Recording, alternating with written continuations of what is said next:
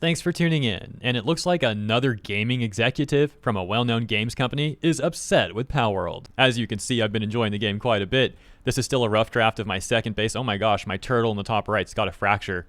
I need to figure out how to fix that. I don't know how to fix that, actually. If anyone in the comments wants to fill me in, that'd be much appreciated. I know there's like a medicine bench, but I haven't seen anything for a fracture yet, so yeah. Anyways, there's a lot more to that base, even though it's still like a rough draft, has a long way to go. But I'm not trying to do a whole base tour right now, so let's get to the news. Here we go. PC Focus says, Dead by Daylight Chief of Staff says, Palworld is not good. Okay, dude. Let's see what he has to say here. Palworld crossing 2 million CCU, moved it past CSGO to trail only PUBG in Steam's all-time concurrency rankings. However, it's already the clear record holder for how quickly I became sick of talking about a game. Yet, here you are talking about it, writing paragraphs about it, paragraphs upon paragraphs about it. Okay. I don't think Palworld is very good. It's insanely buggy. The game's most dangerous enemies are the random holes in its map. I've never had that happen, ever. The only bugs I've encountered in this game are with, like, the pals glitching in my base, and they're solved within seconds. You just kind of, like, reset them. It takes seconds. And it's still early access. Let me say, I've had more bugs with Starfield, which is not early access, than I've had with Palworld. Also, AAA company, AAA game, not a AAA company, not a AAA game. So, yeah, I disagree with him on that point. Obviously, I could bring up more examples than just Starfield, but let's continue on. The balancing is awful. This really becomes apparent in the mid and in-game when catch rates seem to decrease and your own weapons damage dramatically outscale what your pals are capable of. Yeah, I'm not in the in-game yet, so I can't really comment on that. But what I can say is, if this dude's complaining about the damage being too high, he can adjust that in the settings. That's not necessarily ideal, but there is something that he could do about it, as opposed to saying he's sick of talking about this game and then complaining for paragraphs about stuff that he can adjust in the settings. The large open world is empty, littered with points of interest that aren't home to anything interesting. I think there is some criticism that can be leveled at the map for being a bit sparse with certain things, but like many open world games, there's stuff you can collect to kind of give you little boosts in certain things, like the catch rate, for example. There's pals you can find, resources you can get, maybe most important, like interesting and cool locations or nice locations or effective locations for a base. Then you got the dungeons, the towers, and whatnot. You can like hunt for luckies around the map, so it's like, I think the map does need a little more, but I don't think it's as bad as he's saying either. Like, it's not completely empty.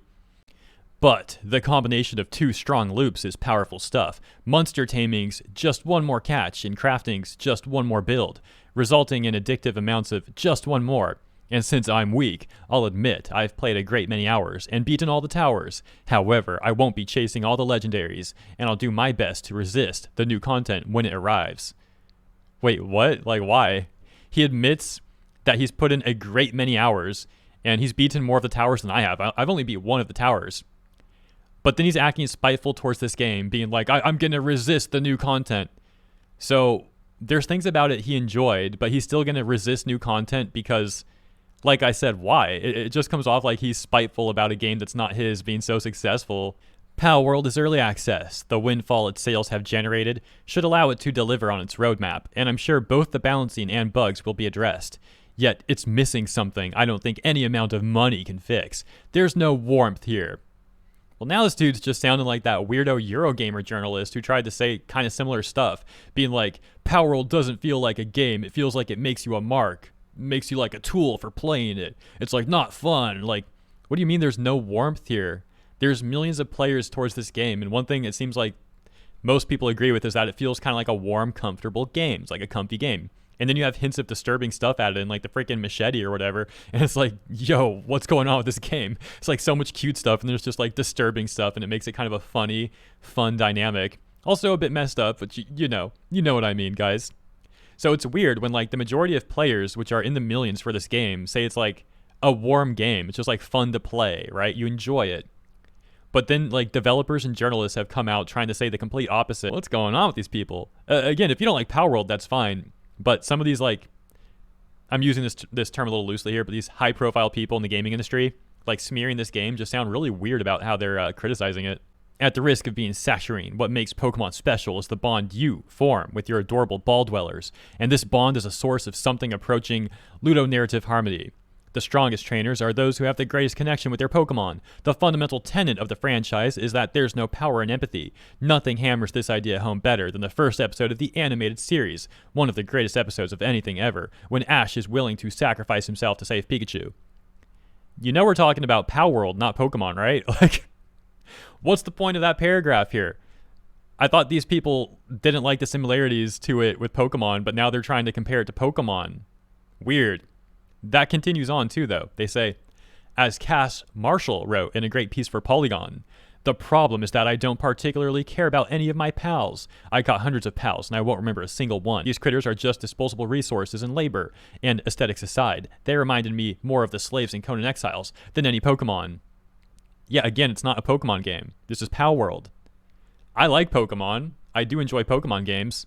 This is not a Pokemon game, though. I'm hardly the first person to make this point, but the greatest takeaway from Palworld is the missed opportunity for Game Freak, who have been taking a devoted player base for granted for far too long. Hopefully this serves as a wake-up call. The biggest winner here, beyond Pocket Pair, whomever at Microsoft/Xbox Game Studios Publishing signed that Game Pass deal. What a mask-off moment for this chief of staff at the end there.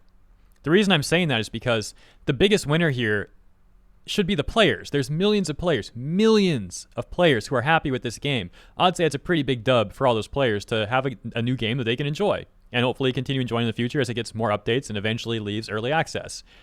But to them, the biggest winner, all they see is the money, right? Like, oh, Pocket Pair made a bunch of money, and whoever signed that Game Pass deal, they made a bunch of money on this. Look, on one hand, I do agree, right? Like, sure, they're winners for the success of this game and the profits they'll make from it, right? But it's very interesting that he doesn't talk about the millions of players in like a good light at all. Yeah, I think it's pretty obvious this dude just cares about the money. He's probably jealous that this game sold millions of copies so fast. I also think it's interesting that he's apparently further in the game than I am, but he didn't bring up what I think is like the most worthy of criticism for Palworld right now, and that's the dungeons. I think the dungeons need some work.